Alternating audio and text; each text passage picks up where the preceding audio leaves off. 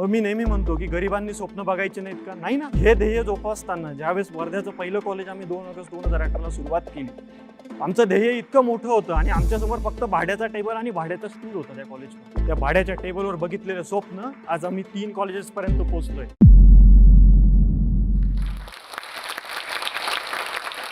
नमस्कार, मी गौरव राजपूत, एक तरुण शैक्षणिक संस्था चालक. प्रत्येकाचं आयुष्य एक परिस्थितीतून निर्माण होतं आणि ती परिस्थिती एक संघर्षात बदलते आणि तोच संघर्ष एक यशापर्यंत घेऊन जातो. असंच एक यश, असंच एक संघर्ष, हे मी त्या संघर्ष आणि यशापर्यंत पोहोचलो. माझाही जन्म तुमच्याच सारखा, जसं तुम्ही एका छोट्याशा खेड्याच्या किंवा ग्रामीण भागातून झाला असेल, तसाच माझाही जन्म एक जळगाव जिल्ह्यातील चाळीसगाव तालुक्यातील भौर या 2000 वस्तीच्या गावात झालेला आहे आणि याच गावात माझं बालपण गेलं. वडिलांची परिस्थिती बघितली तर ग्रामीण भाग असल्यामुळे एक एकर शेती फक्त आमच्याकडे आणि तिथून ही सगळी वाटचाल माझी. वडील पण माझे शेतकरी, आई हाऊसवाईफ आणि घरची परिस्थिती लहानपणापासून मी बघत आलेलो होतो की परिस्थितीमधून कशा गोष्टी होतात, सामान्य परिवारामध्ये कसे संकट येतात, हे सगळे बघितलंय. 6वी 7वीला असताना वडिलांकडे 40 रुपये पासला सुद्धा नसायचे, इथपर्यंत परिस्थिती होती. बऱ्याचदा सायकलीवर न जाता, सायकली नसायच्या तर पायी जायचो आम्ही स्कूल कॉलेजेससाठी. तो इथपर्यंत संघर्ष बघितलाय. शेती काम करण्यापासून असेल, दुसऱ्यांच्या शेतामध्ये काम करायला जाण्यापासून असेल आणि विविध गोष्टींचा सामना आयुष्यभर करत आलोय. आणि हीच परिस्थितीने, याच गोष्टीने जे आपण बघतोय, प्रत्येकाच्या आयुष्यात या सगळ्या घटना होत असतात आणि याच घटना आपल्या संघर्षाची कहाणी लिहित असतात. आणि अशीच कहाणी माझ्या संघर्षाची निर्माण झाली, कारण की माझ्या फॅमिलीमध्ये मी हे सगळे संघर्ष बघत होतो आणि हेच संघर्ष बघता बघता माझी काहीतरी जबाबदारी बनते, माझ्या काहीतरी गोष्टी बनतात, हे मला लहानपणापासून अंगात एक जसं म्हणतात ना, प्रत्येकाच्या अंगात किंवा प्रत्येकाच्या शरीरात एक ऊर्जा असते आणि ती त्याला झोपू देत नाही. असं 7वी 8वीला असल्यापासून माझ्या अंगात एक ऊर्जा होती, ती मला झोपूच द्यायची नाही. ती म्हणायची, गौरव तुला उठायचंय, गौरव तुला काहीतरी करायचंय, तुला काहीतरी बनायचंय. पण मग प्रत्येक वेळेस क्वेश्चन मार्क असायचा की आपल्याकडे पैसा नाही, आपली फॅमिली, घरची परिस्थिती कमी आहे, आपल्याला एज्युकेशन पाहिजे तसं मिळत नाहीये. जिल्हा परिषदच्या शाळेत शिकलेलो आपण आणि मराठी मीडियम माध्यमातून शिकलेलो आपण, 12वी पर्यंत इंग्लिश स्पीकिंगचे आणि ABCDचे क्लास लावलेले आपण. कसं काय आपण आपल्या संघर्षाची कहाणी लिहिणार? पण मनात जिद्द होती, कारण की सेल्फ मोटिवेशन हा मी माझा स्वतःच आहे. प्रत्येकाच्या मोटिव्ह लाईफमध्ये कोणी ना कोणी असतं की माझ्यासाठी हा माझा आयकॉन आहे, माझ्यासाठी हा माझा आयकॉन आहे. पण माझी झोप मला काही लागू द्यायची नाही. माझी झोप मला असं म्हणायची, गौरव तुलाच तुझं आयकॉन व्हायचंय, तुलाच तुझं काहीतरी बनायचंय, तुलाच तुझं जगापुढे रिप्रेझेंट करायचंय. तू कसं करू शकतो? सो हीच माझी संघर्षाची कहाणी. सो या सगळ्या गोष्टी बघता मी एक 12 माझं ग्रामीण भागातून एज्युकेशन झालं सगळं, जिल्हा परिषदच्या शाळेमधून. 10th पण माझं एक मराठी मीडियममधून झालं. 12वीला जसं मी शहरात गेलो सायन्स शिकायला, त्यावेळेस कळालं की अशा पद्धतीची परिस्थिती असते, अशा पद्धतीच्या सगळ्या गोष्टी असतात. आणि हे सगळं वातावरण बघितल्यानंतर माझी इंग्लिश ऑलरेडी वीक खूप, आणि मला टाकलं सायन्सला, ताळमेळ कुठेच बसत नव्हता त्या इंग्लिश आणि इतर गोष्टींविषयी. खूप घाबरायचो मी. अक्षरशः 10 आणि 11 आणि 12 पर्यंत इंग्लिश स्पीकिंगचे सुद्धा क्लासेस मी लावणारा विद्यार्थी, ABCD सुद्धा शिकणारा मी विद्यार्थी, तरीही मी घाबरलो नाही. ते म्हणतात ना की ज्यावेळेस आपण यशस्वी होतो, तर यशस्वी ज्यावेळेस होतो, अख्खा समाज तुमच्या पाठीमागे असतो आणि अपयशी होतो त्यावेळेस कोणीच तुमच्या पाठीमागे राहत नाही. हे सेंटेन्स लक्षात होतं माझ्या. त्यामुळे मी म्हटलं, अपयशी जरी झालो तरी चालेल, पण घाबरायचं नाही. आणि अशाच पद्धतीने लढत गेलो. 12वीला मला इंग्लिशमध्ये जो मेन सब्जेक्ट येतो इंग्लिश हा विषयाचा, त्या विषयामध्ये फक्त 35 मार्क्स मिळाले होते मला. आणि तरी पण मी माझ्या फ्युचरची विचार करत होतो की नाही, मला मोठं व्हायचंय, मला मोठं बनायचंय. कारण की मी माझ्या आयुष्यात एक सेंटेन्स नेहमी म्हणतो की तुमचं करिअर तुम्हाला व्यासपीठ निर्माण करून देतं. हाच मूळ मुद्दा आहे माझ्या आयुष्याचा.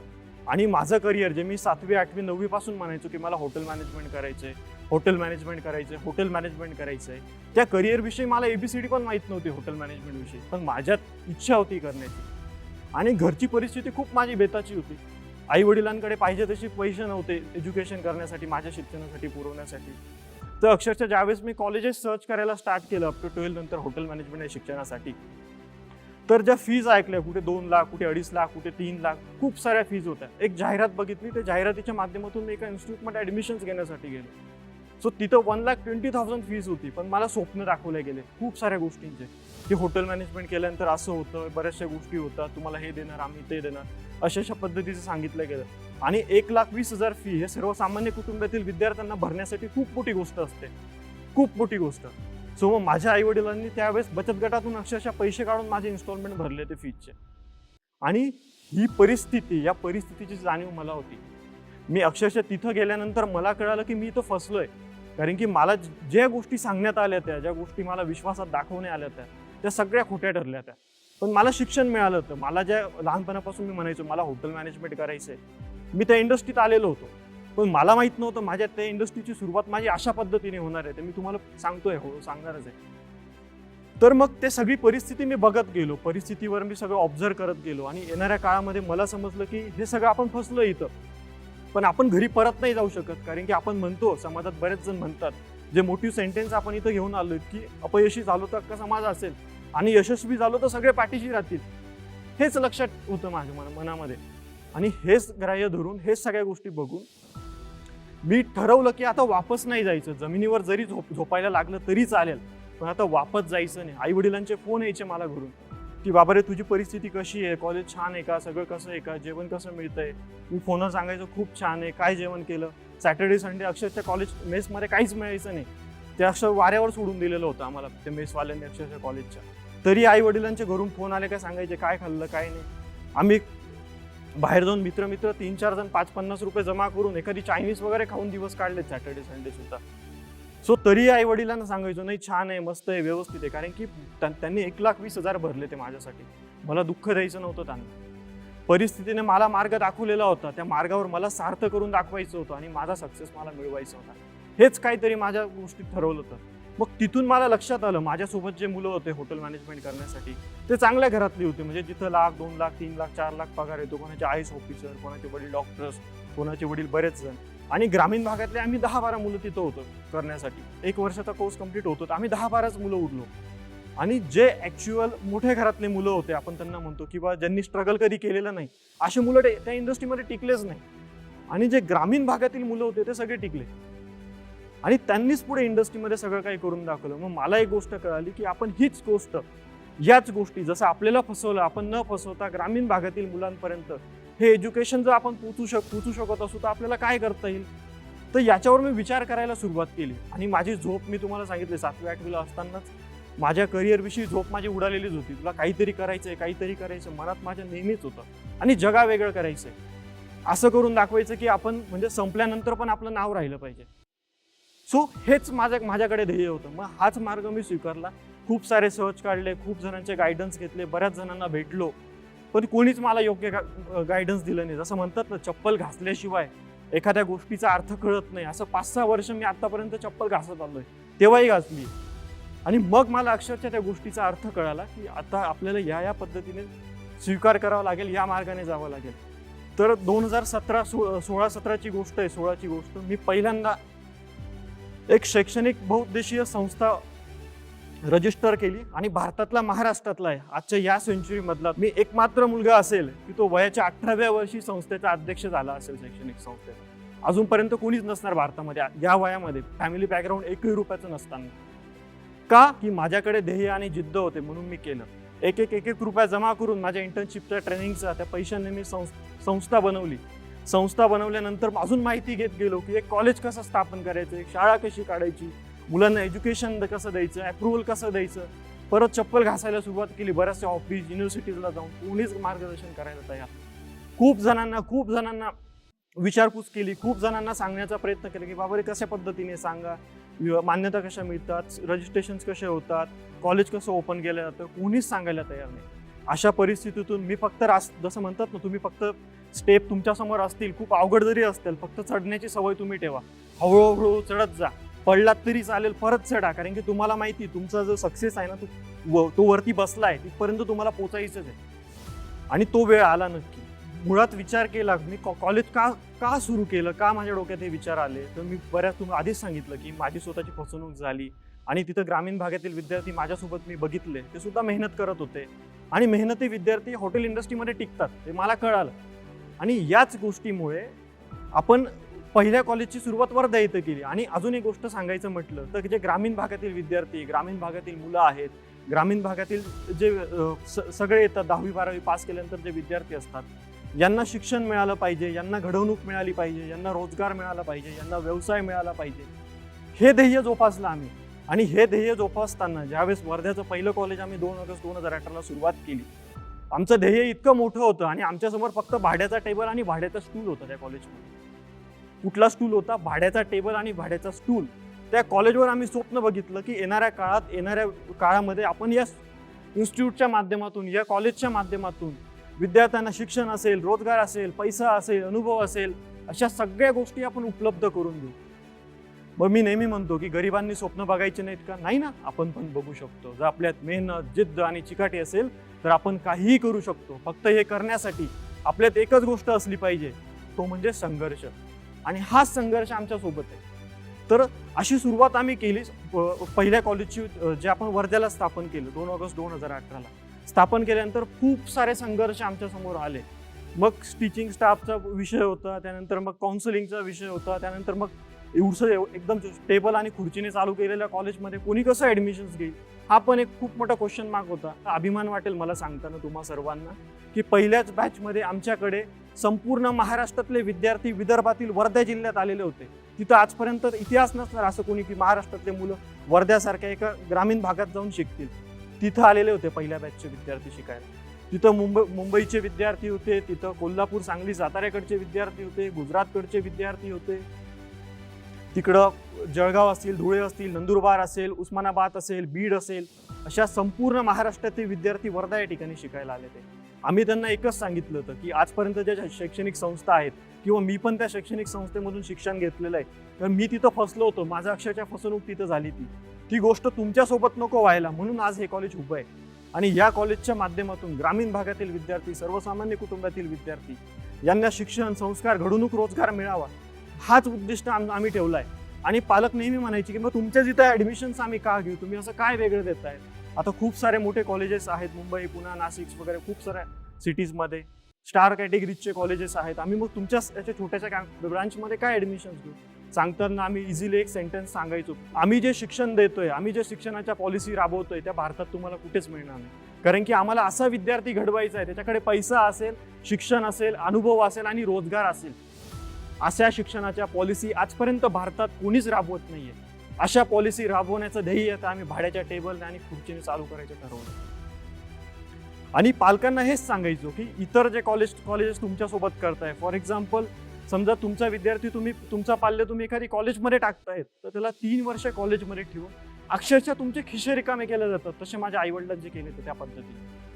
आणि तुम्हाला डिग्री दिल्या जाते, बाबा रे तुला बघ, तुला काय करायचं ते, आणि तुझं आयुष्य तू घडव असं सांगितलं जातं डिग्री कंप्लीट झाल्यानंतर.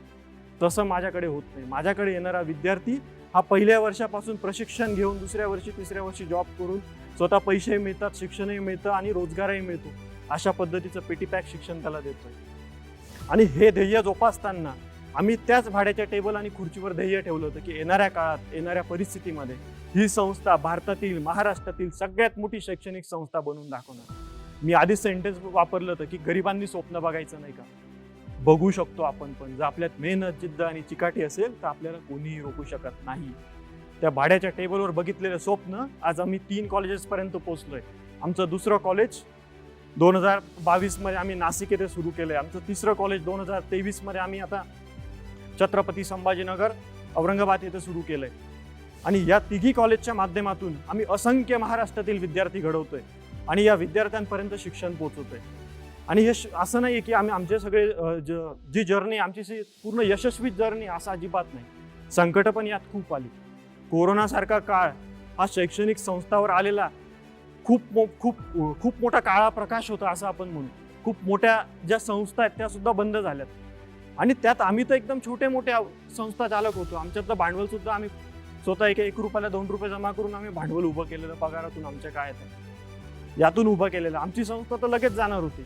पण जे म्हणतात ना, तुमच्यात जर ध्येय असेल मनात, की तुम्हाला कोणीही रोखू शकत नाही, तेच ध्येय आमच्यात. येणाऱ्या काळात, येणाऱ्या कोरोनाच्या काळात आम्ही कंप्लीट 2 ते 3 वर्ष त्याच जागेवर बसून होतो. 2 ते 2.5 वर्ष ते कॉलेज सोडलंच नाही आम्ही. वर्ध्याचं कॉलेज तिथं सगळ्या गोष्टी करत बसलो. म्हटलं घरीच जायचं नाही 2-2.5 वर्ष, आपण ही ब्रांच टिकूनच ठेवायची. सगळे जे एक्सपेन्सेस आहेत सगळे कमी केले, सगळे झिरोवर आणले. आणि ती ब्रांच वाचवली. ती ब्रांच वाचवल्यानंतर मग आमच्यात परत संघर्षाची कहाणीमध्ये खूप साऱ्या गोष्टी येत असतात आणि तीच कहाणी आमच्यात आली की नाही, आता कोविड संपला, आता परत आपल्याला उडी मारायची. तर परत उडी आम्ही नाशिकला मारली, नंतर औरंगाबादला, छत्रपती संभाजीनगर औरंगाबादला मारली आणि परत ही जर्नी सुरू केली. आणि प्रत्येकाच्या मनात शंका निर्माण होत असेल, आता हे सर येऊन बोलतायत, सांगतायत, त्यांच्याविषयी बऱ्याचशा गोष्टी सांगतायत, कॉलेजेस संस्था उभं करण्यासाठी यांच्या आईवडिलांनी यांना मदत केली असेल, अशा खूप साऱ्या गोष्टी असेल, असे प्रश्न तुमच्या निर्माण झाले असतील. असं अजिबात नाहीये. आम्ही आमचं भांडवल स्वतः उभं केलंय. मी तेच बोललो की भाड्याच्या टेबलने आणि खुर्चीने सुरू केलेलं भांडवल आज 3 कॉलेज निर्माण करण्यापर्यंत पोहोचलंय. म्हणून कुठला व्यवसाय, कुठले शैक्षणिक धोरण, कुठले ध्येय आपल्याला जोपायचे असतील तर त्याला भांडवलाची आवश्यकता नसते. तुमचे विचार हे सर्वश्रेष्ठ असतात आणि तेच तुम्हाला घडवतात. आणि आज Chhatrapati Shivaji Maharaj institute of hotel management हे आमचं कॉलेज महाराष्ट्रातील मराठवाडा असेल, उत्तर महाराष्ट्र असेल, या 3 विभागामध्ये कार्यरत आहे आणि येथील विद्यार्थ्यांना शिक्षण, संस्कार, घडवणूक, रोजगार, अनुभव, पैसा हे देण्याचं ध्येय जोपासते.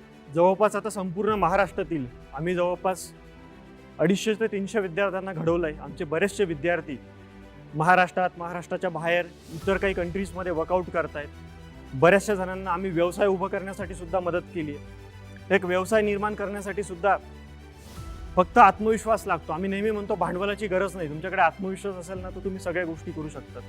मग शासकीय योजनांचं मार्गदर्शन असेल. बऱ्याच जणांना वाटतं की जर हॉटेल टाकायची असेल तर मग कशा पद्धतीने टाकायची, कशा पद्धतीने सुरुवात करायची, कारण की हॉटेल टाकण्यासाठी बऱ्याच जणांकडे भांडवल नसतं. शासनाच्या बऱ्याचशा योजना असतात, तर योजनांच्या माध्यमातून सुद्धा आपण मदत घेऊ शकतो. काही स्पेसिफिक कॅटेगरीजसाठी 30 ते 35% सबसिडीज सुद्धा मिळतात आणि ह्याही योजना आम्ही विद्यार्थ्यांपर्यंत पोहोचवल्या आहे. आणि एवढे असंख्य विद्यार्थी आज महाराष्ट्रात आमचे घडत आहेत. रोजगार निर्मिती होते, व्यवसाय निर्मिती होते. भारतात आज अनएम्प्लॉयमेंटचे खूप मोठा इश्यू आहे, कमी व्हावा यासाठी आमचा छोटासा हा प्रयत्न. प्रत्येकाच्या आयुष्यात कठीण परिस्थिती पण येत असते. तशाच आयुष्यात माझ्या पण काही वेळेस आल्या आहेत, खूप कमी वयात. आता या संस्था किंवा एज्युकेशन संस्था या कोण खोलतं, तुम्ही पण बऱ्याचदा बघितलं असेल. ज्यांचं वय म्हणजे रिटायरमेंटला असतं अशा व्यक्तींच्याच एज्युकेशन संस्था असतात. तरुण व्यक्तीचे एज्युकेशन संस्था तुम्ही फार कमी बघितल्या असतील. आणि माझ्यासारख्या म्हणजे ज्याने 18व्या-19व्या वर्षी संस्था खोलली असा तो खूप फार कमी बघितला असेल. आणि अशा वयामध्ये फॅमिली इश्यू असतील खूप सारे बघितलेत मी अशा पण. आणि अशात प्रत्येक आई वडिलांचं स्वप्न असतं की आपल्या मुलाने नोकरी करावे, पैसा कमवावा, आपल्याला पण द्यावा. असं माझ्याही आई वडिलांचं होतं. सुरुवातीला मी नोकरी पण केली, पण समाजात बरेच जण म्हणतात की नाही, मग ते काय करत बसलाय मुलगा तुमचा, अशा काही गोष्टी करतोय, त्याला उगाच जॉब करू द्यायचा ना, पैसे कमवायचे ना, एज्युकेशन त्याचं त्याला करू द्यायचं ना. मग असे पण आले. मग ज्यावेळेस आपण आपल्या यशाची पायरी चढत असतो त्यामुळे लोक खेचणारे तुम्हाला खूप असतात. खूप पद्धतीने लोक खूप मार्गाने तुम्हाला खेचत असतात. त्यामुळे आपल्याला खेचायला मला खूप प्रयत्न केला तसाही माझ्या आयुष्यामध्ये. पण या लोकांकडे इग्नोर करत गेलो मी, कारण की आईवडिलांना सांगितलं होतं की तुम्ही माझ्यासाठी जे केलं ना, 1,20,000 फीस भरली, तिथपर्यंत मी पोहोचलो, बाकी सगळ्या गोष्टी घडल्या. ते सगळं त्यांना आतलं काही माहीत नव्हतं, पण म्हटलं तिथपर्यंत केलं, खूप छान केलं माझ्यासाठी. पण यातला पुढचा जो प्रवास होता हा माझा होता. माझं ग्रॅज्युएशनचं असेल, पोस्ट ग्रॅज्युएशनचं शिक्षण असेल, हे मी स्वतः केलंय. 1 रुपया घरून केलेलं नाही, स्वतः काम करून. त्यानंतर माझे नातेवाईक असतील, हे पण नेहमी प्रत्येकाचे नातेवाईक कसे असतात की त्यांना बऱ्याचदा सांगतात की बाबा हे करू नको, ते करू नको. पण माझी फॅमिली अशी अजिबात नाही आहे. मी सांगतो, प्रत्येकाच्या आईवडिलांनी, प्रत्येकाच्या नातेवाईकांनी त्याच्या पाठीमागे इतकं खंबीरपणे उभं राहिलं पाहिजे की तो आयुष्यात कधीच घसरला नाही पाहिजे. जसं म्हणतात ना, प्रत्येकाचा यशाचा वाटा कोणीतरी असतो. माझा यशाचा वाटा माझी फॅमिली आहे आणि माझे पूर्ण भावंड आहेत, माझा पूर्ण परिवार आहे. माझे काका असतील, आत्या असतील, मामा असतील, आई असतील, वडील असतील, भाऊ असतील, सगळेजण, मावशी असतील, मावशीचे मुलं असतील, सगळेजण आहे. कारण की आमच्या घरामध्ये पैशांचं पाठबळ कोणाचकडे नाहीये, पण आत्मविश्वासाचं पाठबळ इतकं आहे की ते आम्हाला कधीच खेचू देत नाही. कोविडच्या परिस्थितीतला असाच एक प्रसंग सांगतोय तुम्हाला. प्रत्येकाला आईवडिलांना वाटतं की माझ्या मुलाला मी मदत करावी, तो घसरतोय खाली काहीतरी. तर असाच आईवडिलांचा मला फोन आला कोविडमध्ये, पप्पांचा फोन आला. बोले तुला काही मदतीची आवश्यकता आहे का, तुला कारण त्यांना कळत होती माझी परिस्थिती, माझी जाणीव कळत होती. कारण की मुलांच्या आल्या त्या एक्झाम्स आणि भरायच्या होत्या युनिव्हर्सिटीला फीस. कोविडमुळे पालकांकडे फीस पण मागता येत नव्हत्या आणि फीस लाखात होत्या, बऱ्याचशा 4-5 लाख रुपये भरायचे होते आम्हाला युनिव्हर्सिटीजला. मग एवढे पैसे उभे कुठून करायचे, अकाउंटला 20,000च पडलेत. मग त्यावेळेस मला आलेलं होतं टेन्शन, कारण की मी 1-2 दिवस घरी गेलो होतो. आईवडिलांनी माझ्याकडे बघितलं म्हटले नाही, तुला काही मदत लागत असेल तर मग आम्ही उचलून आणतो, किंवा तुझ्या आईची पोत ठेवली सोन्याची ती आपण मोडून टाकू, पोत आहे घरात ती मोडून टाकू सोन्याची काय, आणि त्यातून तू काय ते करून टाक. मी म्हटलं पप्पा अशा गोष्टी मी कधीच करणार नाही. संकट माझ्यावर आलंय, मी त्याला सामोरे जाईल. तुम्ही माझ्या पाठीमागे फक्त आत्मविश्वासाने उभे राहा. आणि आज तुम्ही जर मला ही सवय लावली तर मी परत अजून पुन्हा अशा गोष्टी आल्या तर परत तुमच्याकडे धावून येईल मदत मागण्यासाठी. अजिबात अशा गोष्टी व्हायला नको. माझ्या परिस्थितीला मीच सामोरे जाईल. मी आठवड्याचा वेळ घेतला, माझे सगळे अकाउंट्स वगैरे फायनान्स सगळ्या गोष्टी चेक केल्या. मला व्यवसायामधून ज्या व्यक्तीकडनं मला मदत घ्यायची होती मी त्यांच्याकडनं मदत घेतली. त्यावेळेत ती पूर्ण पण केली. ना भांडवल असताना ना काही असताना एकदम ग्रामीण भागातील जिल्हा परिषद शाळेत शिकणारा विद्यार्थी, इंग्लिश न येणारा विद्यार्थी, 12वीला अक्षरशः 35 मार्क्स मिळणारा विद्यार्थी आज तुमच्यासमोर अपफ्रंटली एवढ्या कम्युनिकेट करू शकतोय. मी माझ्या आयुष्यात 12वी पर्यंत किंवा ग्रॅज्युएशन पर्यंत कधी स्टेजवर चढलेलो नव्हतो, कधी भाषण पण केलेलं नव्हतं, कधी मला सहभाग प्रमाणपत्र सुद्धा माझ्या आयुष्यात कधी मिळालेलं नव्हतं. पण ते म्हणतात ना की तुमचं करिअरच तुम्हाला व्यासपीठ निर्माण करून देतं आणि लाखो लोकांसमोर बोलण्याची हिंमत, डेअरिंग निर्माण करून देतं. जी गोष्ट आवडते, ज्या गोष्टीत तुम्ही करू शकता त्याच गोष्टीमध्ये जा, त्याच गोष्टीत तुमचं करिअर करा. नक्की मावळता सूर्य याला नमस्कार कोणी घालत नाही, उगवता सूर्याला लोक नक्की नमस्कार घालतात. उगवत्या सूर्यासारखेच आपले ध्येय ठेवा. नक्की तुमच्या आयुष्यात येणारा काळ हा सुवर्ण असेल, सुवर्ण असेल, सुवर्ण असेल.